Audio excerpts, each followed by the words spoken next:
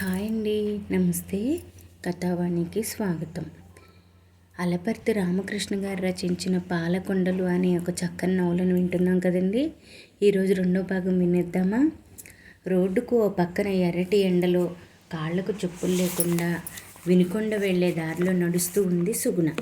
అప్పుడప్పుడు ఏడుపు వస్తూ ఉంది. కళ్ళు తుడుచుకుంటూ తల వంచుకొని నడుస్తూ ఉంది. తండ్రి కొట్టినందుకు ఏడుపు రావడం లేదు.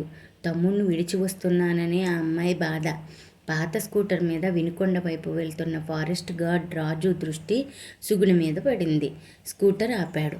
అయ్యో, కాళ్లకు చెప్పులు లేకుండా ఒంటరిగా నడిచి వెళ్తున్నావేమిటి? ఈరోజు ఆదివారం కదా, స్కూల్ కూడా లేదు. ఎక్కడికి వెళ్తున్నావు? ఇంట్లో అలిగి వెళ్తున్నావా? మీ నాన్న కొట్టాడా? వాడు అప్రాచ్యుడు. ఊళ్ళో ఒక్కడు మీ నాన్న గురించి మంచి మాట చెప్పడు. ముందు స్కూటర్ ఎక్కు. నువ్వు ఎక్కడికి వెళ్తున్నావో చెప్పు, అక్కడ దించుతాను అన్నాడు రాజు.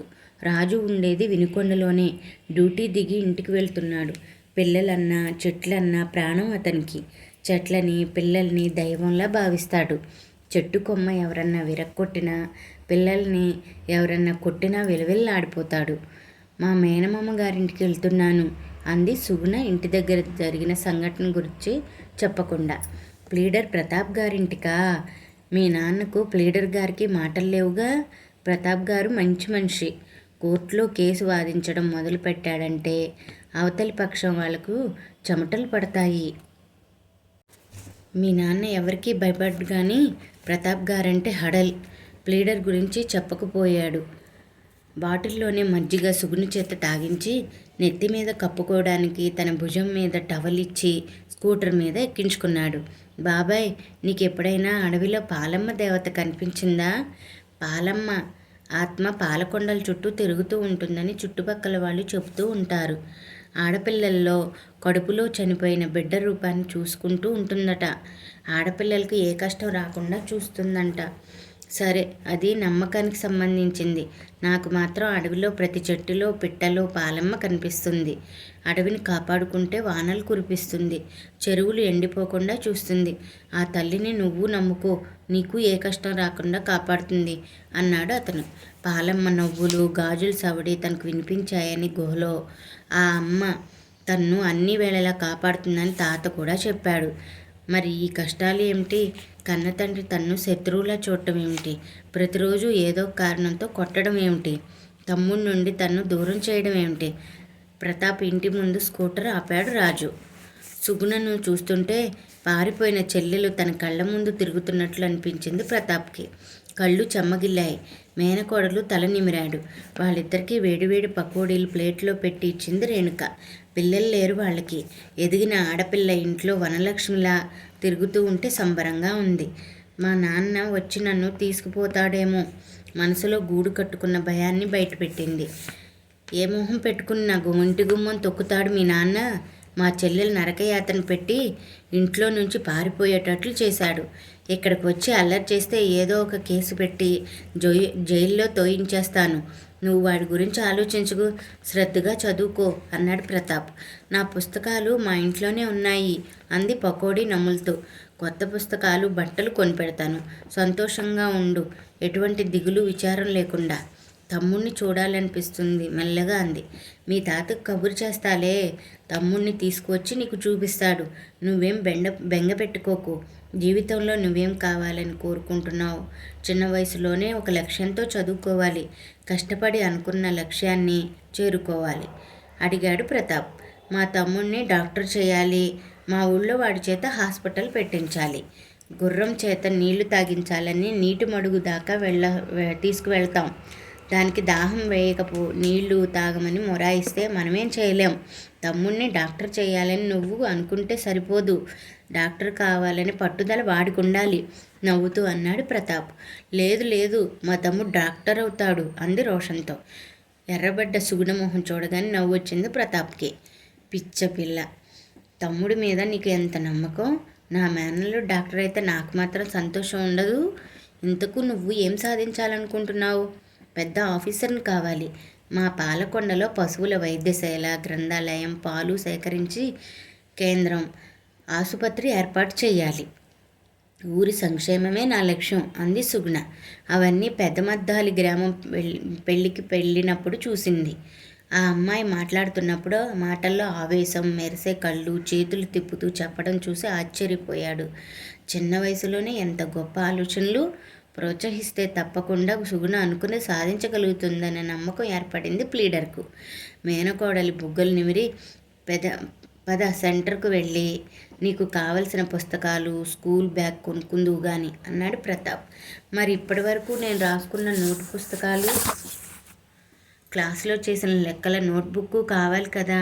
నీ ఇంటి దగ్గర నుంచి అవి తెప్పించే ఏర్పాటు నేను చేస్తాలే, నువ్వేం దిగులు పడకు. కాఫీ కప్పు తెచ్చి భర్తకి ఇచ్చింది రేణుక. చీకటి పడబోతోంది. తులసి కోట దగ్గర ప్రమిద వెలిగించి తల్లి అంది రేణుక సుగుణతో. ప్రమిద వెలిగించి దీపం వెలుగుకేసి చాలాసేపు చూస్తూ ఉండిపోయింది. ఆ వెలుగులో ఒక్క క్షణం పాలమ్మ కనిపించి మాయమన్నట్లు అనిపించింది సుగుణకు. 3 ఏళ్లు గడిచాయి. 10వ తరగతి పరీక్షలు రాసింది సుగుణ. అత్తతో కలిసి గుడికి వెళ్ళింది. ఆలయం దగ్గరకు వచ్చాక రేణుకకు ఏదో గుర్తుకు వచ్చింది. పొయ్యి మీద పాలు పెట్టి స్టవ్ ఆర్పేయడం మర్చిపోయాను. నేను ఇంటికి తిరిగి వెళ్తాను కానీ నువ్వు స్వామివారికి మొక్కుకునిరా. 10వ తరగతి పరీక్షలో మంచి మార్కులు రావాలని, మంచి కాలేజీలో సీటు దొరకాలని దేవుణ్ణి ప్రార్థించిరా సుగుణకు చెప్పి వెళ్ళిపోయింది రేణుక. మంచి మార్కులు రావాలని దేవుణ్ణి కోరుకోలేదు కానీ మంచి మనసున్న అత్తమామలను నీ చలనలి చూపులతో కాపాడు తండ్రి అంది మొక్కుకుంది. గర్భగుడి నుంచి బయటకు వచ్చాక ఆలయ ఆవరణలో కూర్చుంది. సుగుణ పక్కనే 40 ఏళ్ల వయసున్న ఆవిడ కూర్చుంది. ఆ వయసులో కూడా మెరుపు తీగలా మెరిసిపోవడం ఆశ్చర్యాన్ని కలిగించింది.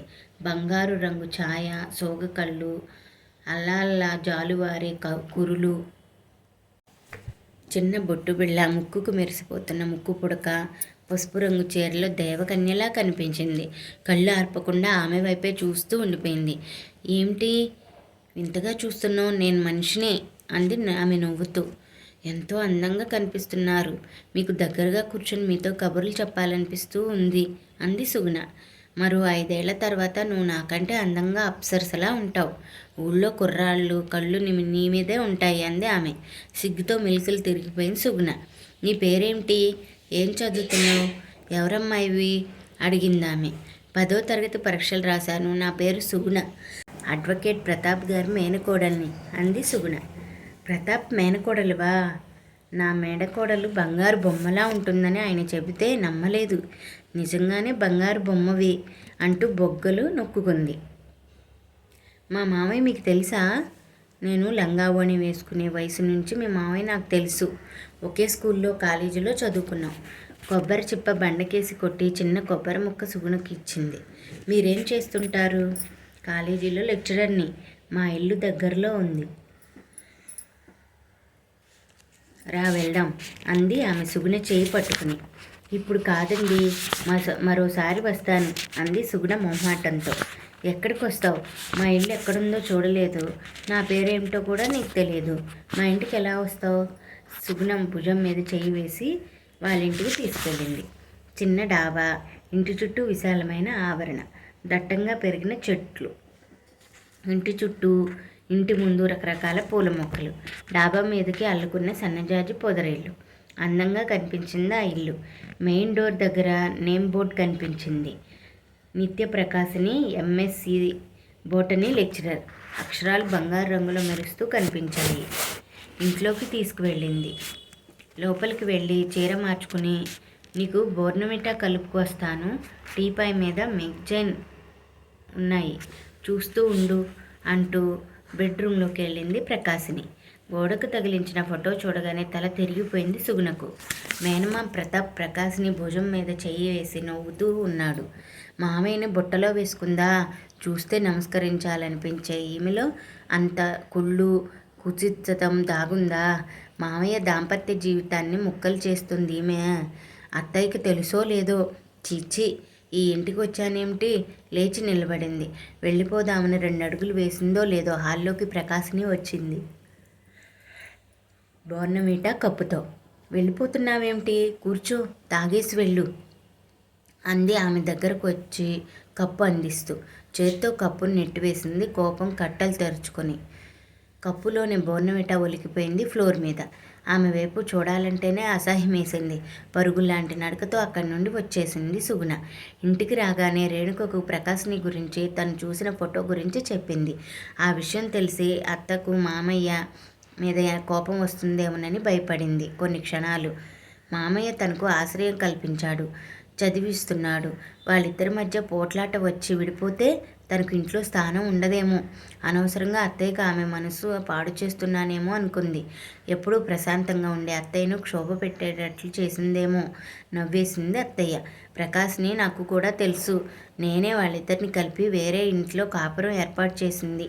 4 రోజులు ఇక్కడ, 3 రోజులు ఆమె ఇంట్లో ఉంటాడు. మీ మామయ్య వారంలో.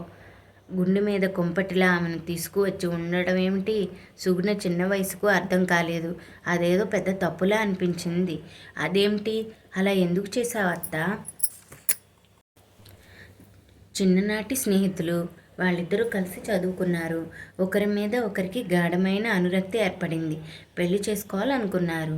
పెళ్లి ముచ్చట జరగకముందే శారీరకంగా కలిసిపోయారు. ఊరికి వెళ్ళి తండ్రికి చెప్పి పెళ్లి ఏర్పాట్లు చేయాలనుకున్నాడు ప్రతాప్. ఇంటి దగ్గర పరిస్థితులు వేరేగా ఉన్నాయి. వాళ్ళది నిరుపేద కుటుంబం. వ్యవసాయం మీద అప్పులు మిగిలాయి. ఉన్న 2 ఎకరాలు అమ్ముకున్నాడు తండ్రి. కూతురు పెళ్లికి, అదే మీ అమ్మ పెళ్లికి ప్రతాప్ చదువుకు చేసిన అప్పులు పెరిగిపోయాయి. మా నాన్న ఊళ్ళో షావుకారు. ప్రతాప్కు అప్పులు ఇచ్చింది మా నాన్నే. ప్రతాప్ అంటే అభిమానం మా నాన్నకి. నా కూతుర్ని కోడలుగా చేసుకో, నాకు వియ్యంకుడు అయిపోతావు. అప్పు తీర్చనవసరం లేదు. పెళ్లి వైభవంగా చేద్దాం. పెళ్లి ఖర్చంతా నేనే పెట్టుకుంటాను అన్నాడు మా నాన్న ప్రతాప్ తండ్రితో. బలవంతంగా కొడుకును పెళ్లికి ఒప్పించాడు. పెళ్ళి అయ్యాక నా పట్ల ఎటువంటి ఉదాసీనత చూపించేవాడు కాదు. ప్రేమగా మాట్లాడేవాడు కాదు. నేను ఏది చెప్పినా వెంటనే చేసేవాడు. అందగాడు, తెలివితేటలు ఉన్నవాడు భర్త అయినందుకు ఎంతో సంతోషపడ్డాను. ఇప్పటికీ ఆ సంతోషం, ఆయన పట్ల గౌరవం ఈసుమంత కూడా తగ్గలేదనుకో. 5 ఏళ్లు గడిచాయి. వైట్ బ్లీడింగ్ ఎక్కువగా ఉండటంతో నా గర్భసంచి తీసేశారు. పిల్లలు పుట్టే అవకాశం లేదు. పిల్లలు లేరనే బాధ కలిచివేస్తూ ఉండేది. ప్రతాప్ లాయర్గా మంచి పేరు తెచ్చుకున్నాడు. గుంటూరు కోర్టులో, హైదరాబాద్ వెళ్ళి హైకోర్టులో కేసులు వాదించి కేసులు గెలుస్తూ ఉండేవాడు. పలుకుబడి, సిరి సంపదలు ఉన్న ఏదో ఉన్నవాడిలా కనిపిస్తూ ఉండేవాడు. అర్ధరాత్రి పూట మేలుకొని ఆలోచిస్తూ ఉండేవాడు. మొదట్లో కేసులు గూర్చి ఆలోచిస్తూ ఉన్నాడేమో అనుకున్నాను. ఆయన రూమ్లో పాత డైరీలో ప్రకాశ్ని ఫోటో కనిపించింది. ఊళ్ళో లేనప్పుడు పాత డైరీలు పెట్టిన సూట్ కేసు కనిపించింది. అవన్నీ చదివాను. నన్ను పెళ్లి చేసుకోకముందు ప్రకాశంతో నడిపిన ప్రేమ వ్యవహారం తెలిసింది. కన్న తండ్రి మీద గౌరవంతో నాతో పెళ్లి కొప్పుకున్నాడు. ఆ అమ్మాయిని మర్చిపోలేకపోతున్నాడు. కానీ మా పెళ్ళయ్యాకే ఆ అమ్మాయిని ఎక్కడా కలిసే ప్రయత్నం చేయలేదు. నా పట్ల చూపిస్తున్న ప్రేమ, అనురాగంలో ఏ మార్పు లేదు. ప్రకాశ్ని నర్సరావుపేటలో లెక్చరర్గా పనిచేస్తూ ఉంది. ప్రతాప్ మీద ఉన్న అనురాగ భావం తగ్గలేదు. అతను అన్యాయం చేసినా అతని మీద ఆ అమ్మాయికి కోపం రాకపోవడం, అతన్ని ఇంకా ప్రేమిస్తూ ఉండటం, పెళ్లి చేసుకోకుండా ఉండిపోవడం ఆశ్చర్యాన్ని కలిగించింది. మళ్ళీ వాళ్ళిద్దరూ కలిస్తే ప్రకాశ్నికి పిల్లలు పుడితే ఆ పిల్లల్ని పెంచుకోవచ్చు. పిల్లలు లేరనే కడుపుకోత తీరిపోతుంది. నా ప్రోద్బలంతో ఆమెను ఇక్కడికి తీసుకువచ్చి వేరే ఇంట్లో ఉంచాడు. వారంలో 3 రోజులు అక్కడ, 4 రోజులు మా ఇంట్లో. ఆమెకు పిల్లలు పుడతారే అనుకుంటే అది జరగలేదు. అదొక్కటే లోపం మా జీవితంలో. ప్రతాప్కు ఆ మధ్య కాలు మీద పెద్ద పెద్ద పుండ్లు లేచాయి. రసిక చీము కారడం మొదలయ్యింది. ఆయన కాలు చూస్తుంటే నాకు వాంతి వచ్చినట్లుండేది. ప్రకాశ్ని మా ఇంటికి వచ్చి రోజు దూదితో కాలు మీద పేరుకుపోతున్న చీమును తుడిచి డ్రెస్సింగ్ చేసేది. ఆ అమ్మాయి సపర్యాలు మీ మామయ్య తొందరగా కోలుకునేటట్లు చేశాయి. మన కుటుంబ సభ్యురాలైపోయింది ప్రకాశ్ని. అన్ని సుగుణాలకు గట్టి పునాది ఇతరులను ద్వేషించకపోవడం, ఎదుటివారి తప్పుల్ని తేలిగ్గా క్షమించడం. చెప్పడం ముగించింది అత్తయ్య. ప్రకాశ్ని గురించి వివరంగా అత్తయ్య చెప్పేకే ఆమె మీద తనకు కలిగిన కోపం దూది పింజిలా ఎగిరిపోయింది. మళ్ళీ వాళ్ళింటికెళ్ళి కొంచెం దురుసుగా ప్రవర్తించినందుకు మన్నించమని అడగాలనుకుంది సుగుణ. సుగుణ ప్రకాశ్ని ఇంటికి వెళ్ళేసరికి మల్లెపూలు ఒళ్ళో పోసుకుని మాల అల్లుతూ ఉంది. రా బంగారు తల్లి రా. నిన్న మీ మామయ్య ఫోటో మా ఇంట్లో చూసి సాకైనట్లున్నావు. నా గురించి రేణుక చెప్పిందా? ప్రశాంత వదనంతో వచ్చావు. నా మీద కోపం పోయినట్లుంది అంది ప్రకాశ్ని. సుగుణ వెళ్ళి ఆమె పక్కన కూర్చుంది. పూలబుట్ట పక్కన కూర్చున్నట్లు అనిపించింది.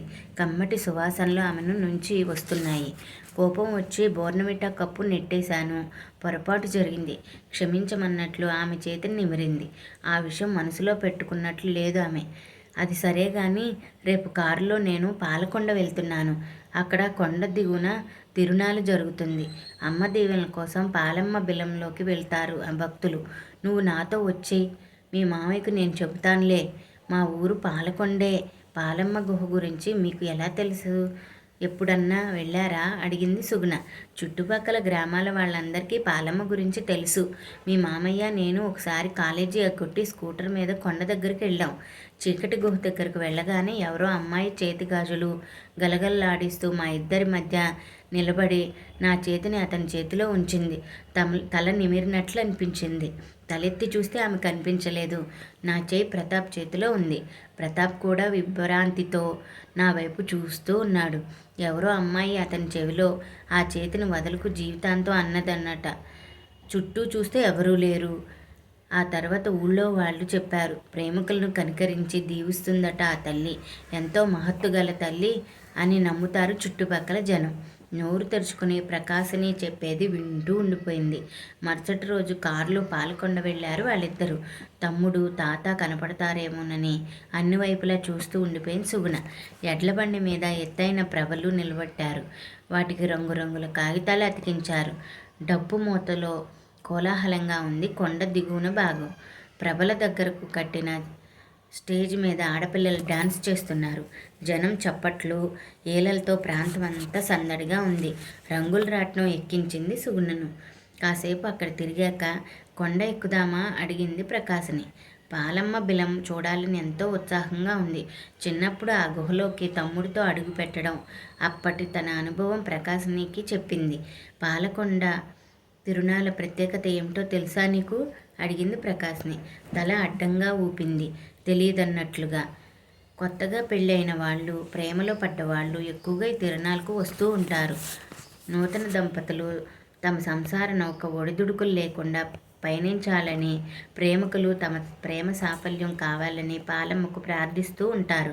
ప్రేమికులను పెద్దవాళ్ళు విడదీయాలని ప్రయత్నిస్తే వారి భరతం అమ్మ పడుతుంది అంది ప్రకాశ్ని. సుగుణ ఆసక్తి అంతా ఆ గుహలోకి వెళ్ళి లోపల ఏముందో చూడాలని కొండ ఎక్కి పాలమ్మ బిలంలోకి అడుగుపెట్టారు. ఆ చీకటి గుహలో దీపాలు పెట్టారు. ఆ దీపాలు గుడ్డి వెలుగులోనే కొంత దూరం లోపలికి వెళ్ళారు. గుహ ఆవలి వైపుకు వెళ్ళే అవకాశం కనిపించింది. నీళ్ల మడుగు కనిపించింది. మోకాళ్ళ దాకా నీళ్లున్నాయి. ఆ మడుగులో నడిచి ముందుకు వెళ్ళాకే పాలమ్మ గుడి కనిపించింది. సాయంత్రం పూట సూర్యకిరణాలు అమ్మవారి విగ్రహం పాదాల మీద పడతాయి. అమ్మవారి చుట్టూ వింత వెలుగు కన్నుల పండుగగా కనిపించింది. గుడిలోకి వెళ్ళాక మైమర్చిపోయి అమ్మవారిని చూస్తూ ఉండిపోయింది ప్రకాశిని.